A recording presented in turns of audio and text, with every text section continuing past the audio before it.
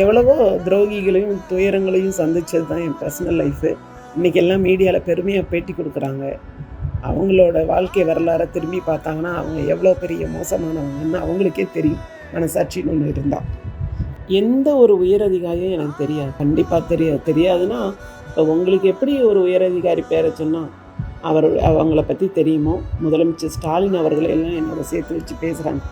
மாண்புமிகு முதலமைச்சர்கிட்ட நான் அந்த மரியாதையான எண்ணங்கள்னால் எனக்கு இருக்கே தவிர எந்த விதமான பர்சனல் எதுவுமே எனக்கு கிடையாது. அவர் எல்லா மக்களுக்கும் நன்மைக்காக ஒரு முதலமைச்சர் அந்த பதவியில் என்ன இருக்குமோ அதை தான் அவர் இந்த அஜித் அவரோட மரணம் நடந்தப்பையும் அவர் உடனடியாக நடவடிக்கை எடுத்து எல்லாமே அவர் செஞ்சுட்டு வர்றார். அப்பேற்பட்ட மனிதரே அவர் தாயுடைய உணர்வுகளை மதித்து சாரி கேட்டாருன்னா, நான் பல தடவை அவங்க அம்மாட்ட சாரி கேட்கணும், அவங்க அம்மாட்ட பல தடவை மன்னிப்பு கேட்கணும்.